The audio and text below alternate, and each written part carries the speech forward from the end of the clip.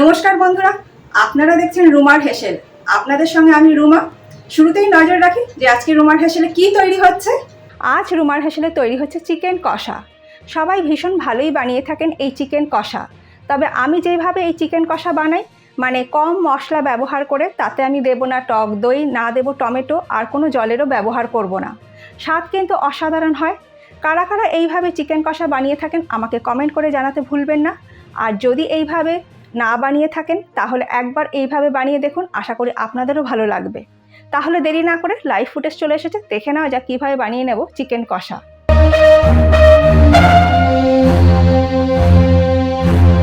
Chicken কষা বানাবার জন্য নিয়েছি 1 কেজি উইথবোন চিকেনের পিস।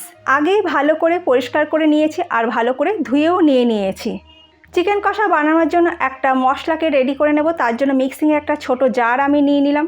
তার মধ্যে দিয়ে দিচ্ছি 1 ইঞ্চি আদাকে ছোট ছোট টুকরো করে কেটে আমি দিয়ে দিলাম। আর দিয়ে দিচ্ছি রসুনের কোয়া 20 থেকে 25টা। আদা থেকে রসুনের ব্যবহার একটু বেশি করতে হয় চিকেন কষাতে।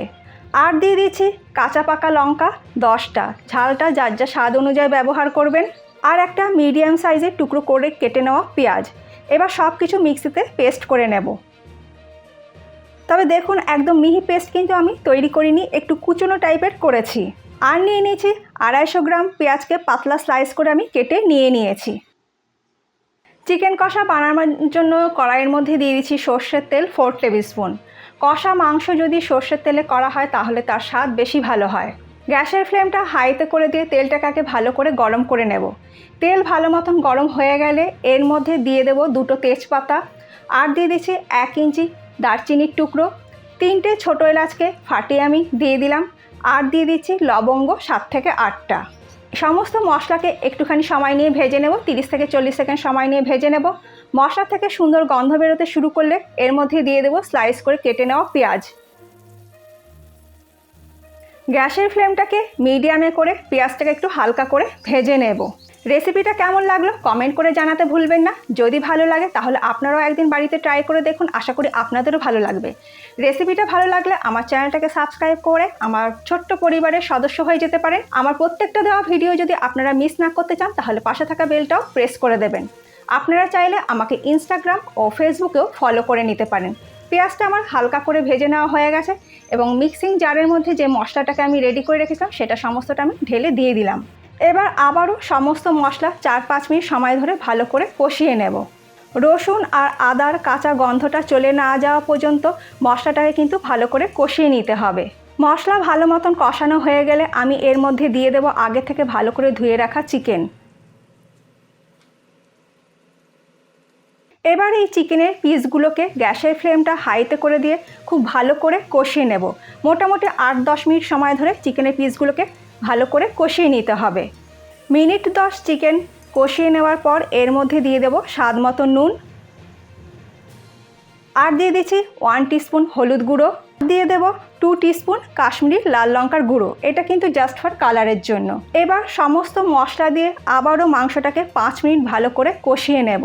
এর মধ্যে আমি টমেটো, টক দই, ধনে গুঁড়ো, জিরের গুঁড়ো ব্যবহার একেবারেই করছি না। তবে আপনারা চাইলে অবশ্যই করতে পারেন, কিন্তু ওগুলো ছাড়াও এই কষা মাংসের স্বাদ খুবই ভালো হয়। চিকেন আমার ভালো মতন কষানো হয়ে গেছে। এবার ঢাকা দিয়ে গ্যাসের ফ্লেমটা লো করে দিয়ে 10 মিনিট চিকেনটাকে সেদ্ধ করে নেব। 10 মিনিট পর আমি ঢাকাটাকে খুলে নিচ্ছি। দেখুন, মাংস থেকে কিন্তু বেশ জল বেরিয়েছে।